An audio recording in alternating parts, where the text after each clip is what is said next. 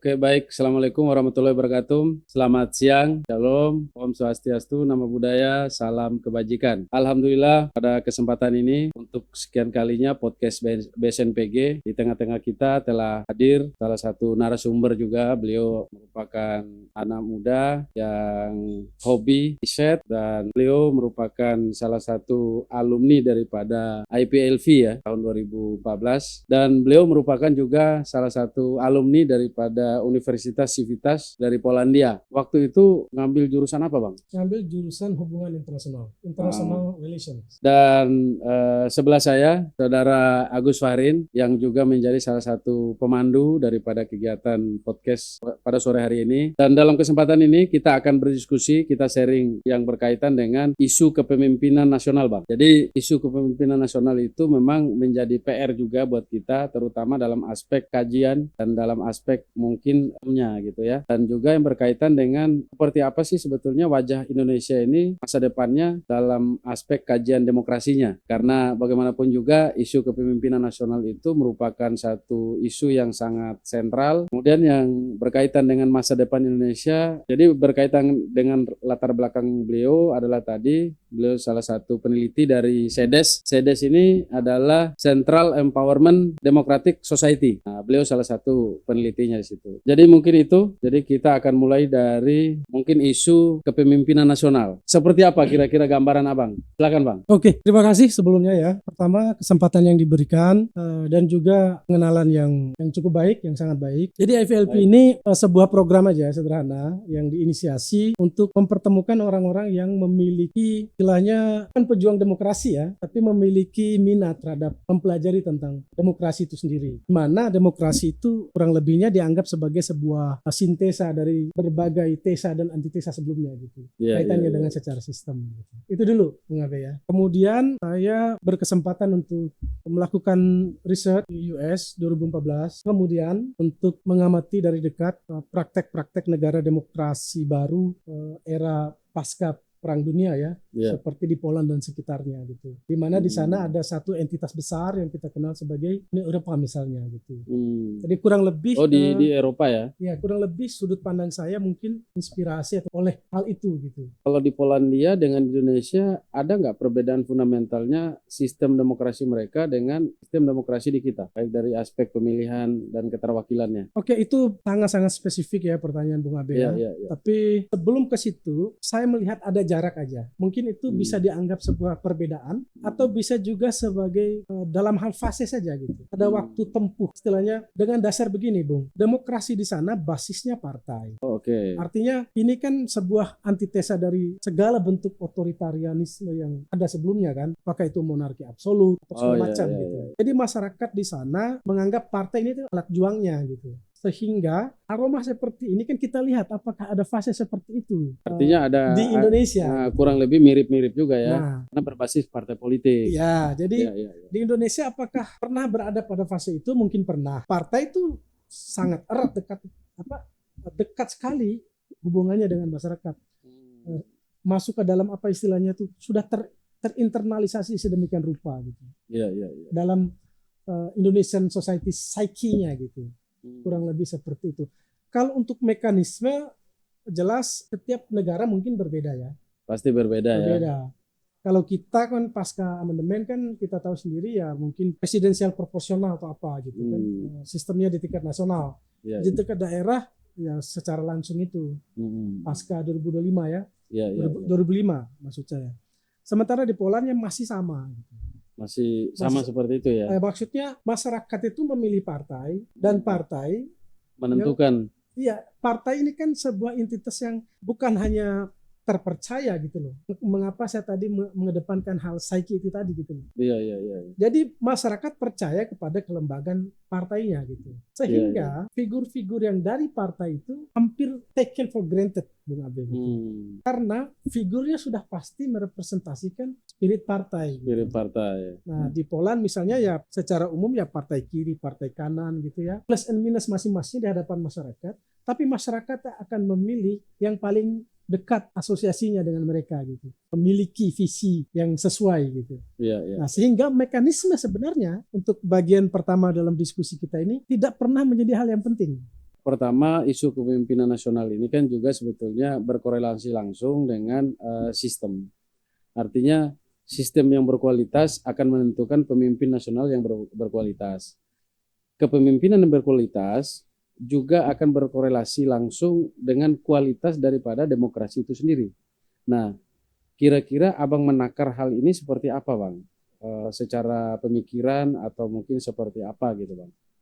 Untuk menjawab pertanyaan Bung Abe tadi, akan menjadi naif jika saya mengatakan bahwa selama 2 dekade ini kualitasnya tidak seperti dengan tempat lain yang memiliki mekanisme yang berbeda. Tapi satu hal yang bisa saya gunakan sebagai jawaban Bung Abe, bahwa perubahan mekanisme itu hal yang biasa, bahkan itu menjadi sesuatu yang, dan itu juga terjadi di negara-negara maju. betul, ya. Gitu, Bang. Ya. Contoh Prancis, Presiden Macron dipilih secara langsung, yang beneran langsung. Pemilihan langsung. Kalau pakai istilah Amerika, pakai national, pakai popular vote. Jadi popularkan populasi gitu. Tapi di Dewan Kota dan segala macamnya, mereka menggunakan pemilihan eksekutif di tingkat daerah, mereka pakai permusyawaratan aja. Oh, jadi tidak langsung. Tidak langsung, karena jika kawan-kawan yang mendalami betul sejarah sistem politik, hanya ada 2 sebenarnya istilah yang akan mencerahkan kita. Iya. Ya, single mandate dan dual mandate gitu loh. Itu harusnya clear dari situ. Single mandate itu kan seperti kita tahu bersama. Jadi grand design-nya cuma 2 itu tadi. Iya, jadi masyarakat itu hanya perlu mempercayai politiknya saja. Kasih suara ke politik, politiklah yang partisipasinya ya. Betul, karena jadi yang paling inti itu adalah partisipasi di politiknya ya. Partisipasi politik warga itu yang, mohon maaf, yang salah mungkin di mana, dan saya silakan membuka topik itu. Partisipasi politik itu tidak boleh langsung merujuk kepada hasil partisipasi pada saat pencoblosan. Iya. Itu partisipasi politik yang tidak sesuai dengan rujukan teorinya.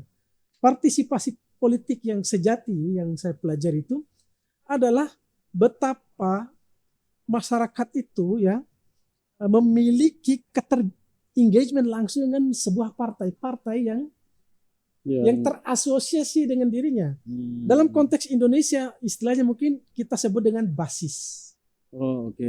Basis pemilih. Nah, basis pemilih ini mungkin dalam budaya politik kita dianggap sesuatu yang sederhana. Tapi di negara di US segala macam itu hal yang biasa.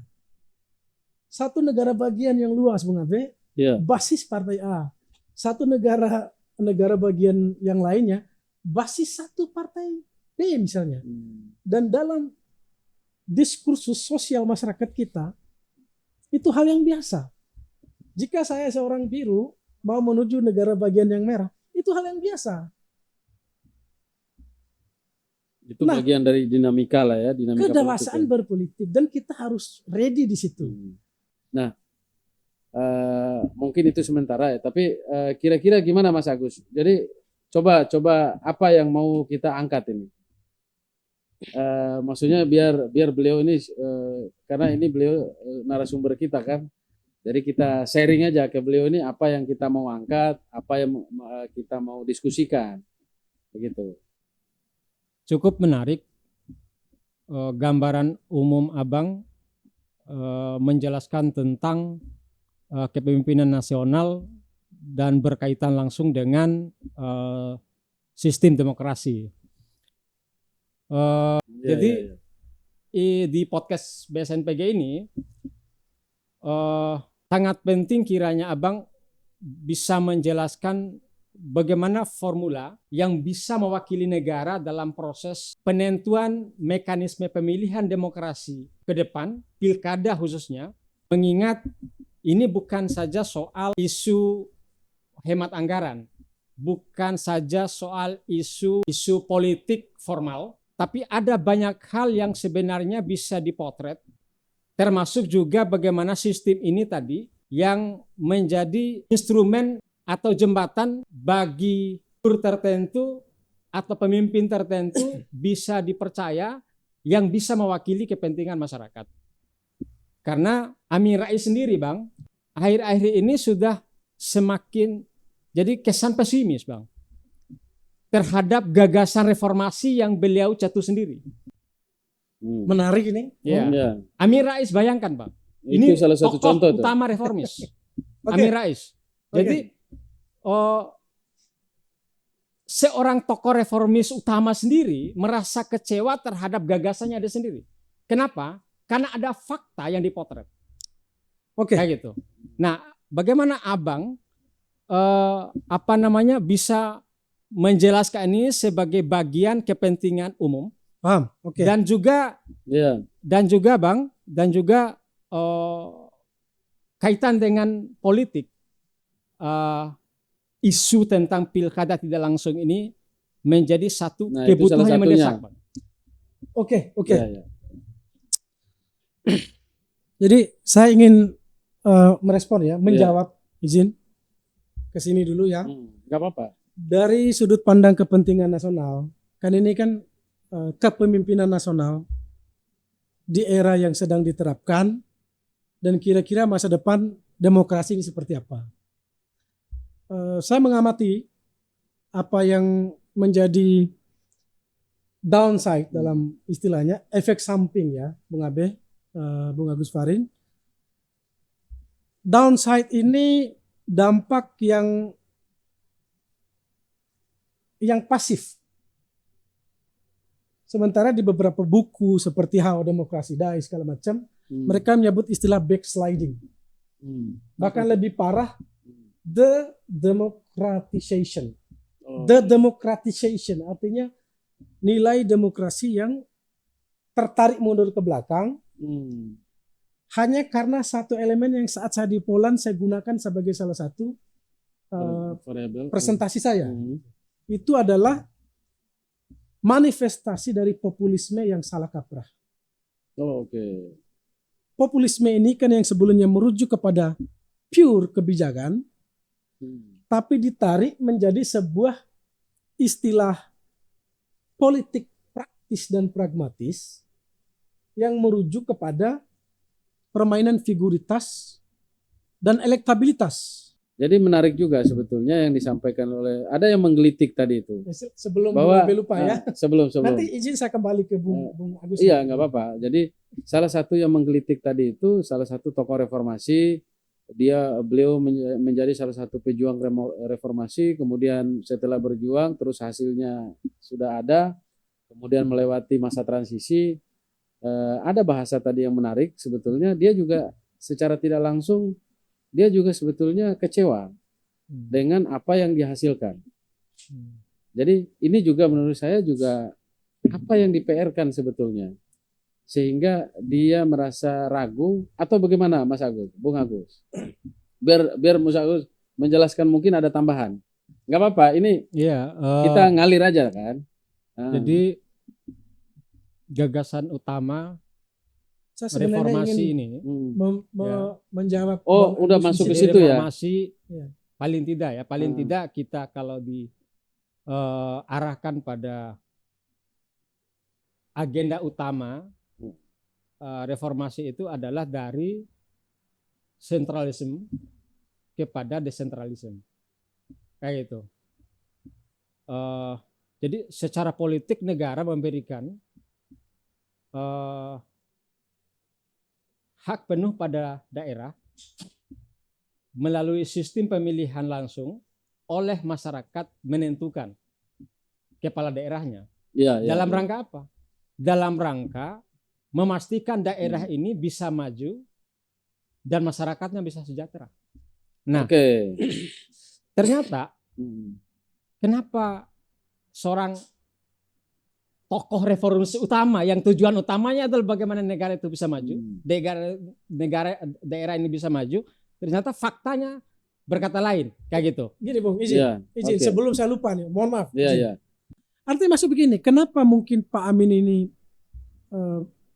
kecewa? Ya karena beliau wajar kecewa. gitu loh. Iya, Satu hal yang mungkin saya ingin tebalkan di kesempatan ini bahwa permasalahan sentralisasi dan desentralisasi ya tidak selalu merujuk kepada mekanisme perpolitikan. Itu kan tentang power sharing. Iya. Power sharing ini tidak punya tuan rumah.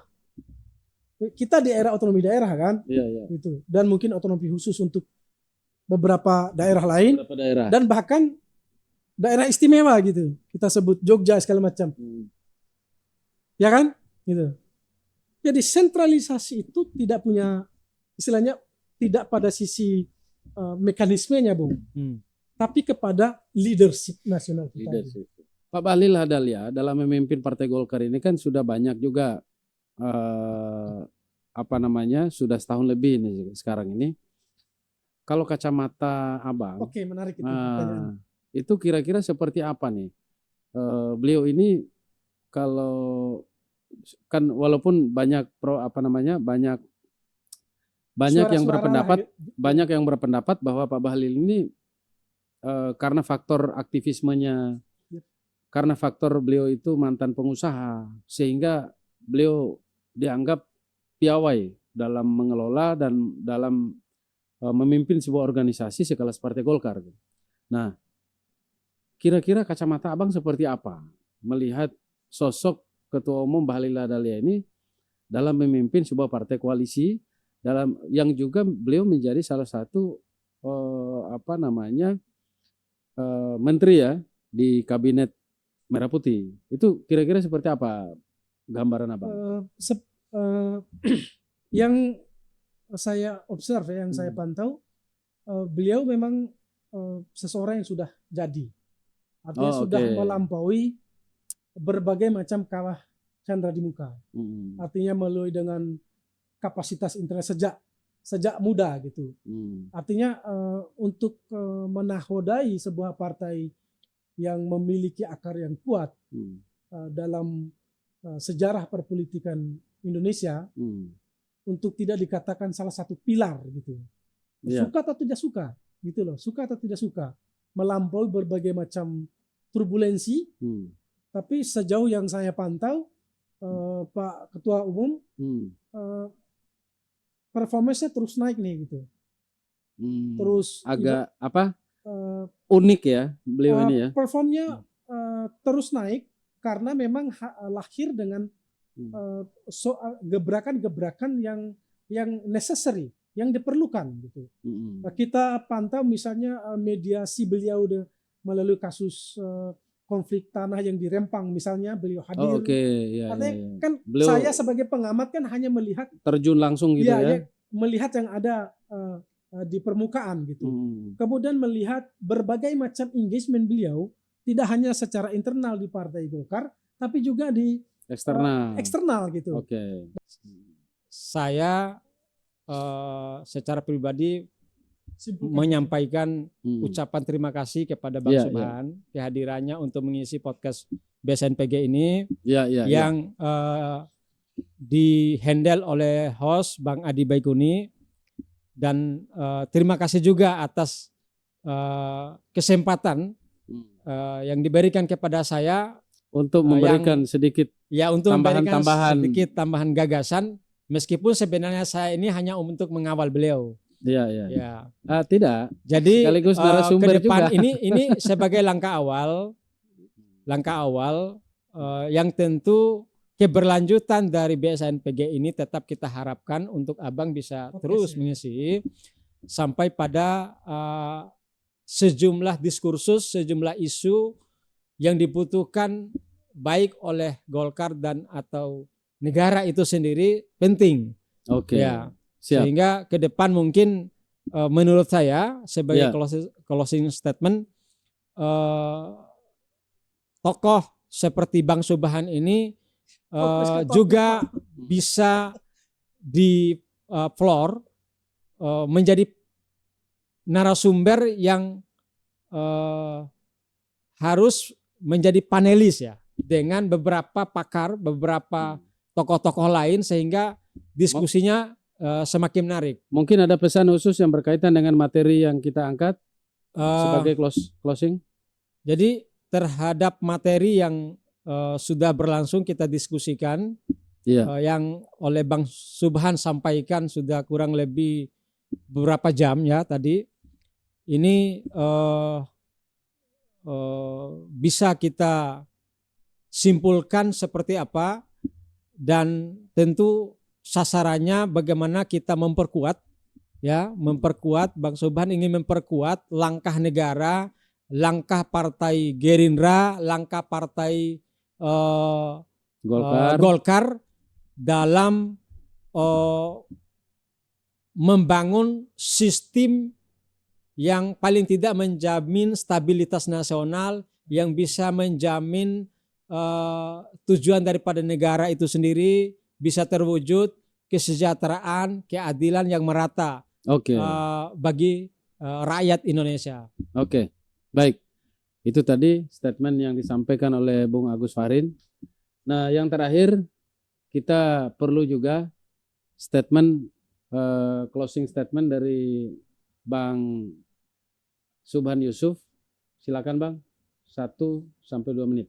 Oke, sebelumnya terima kasih.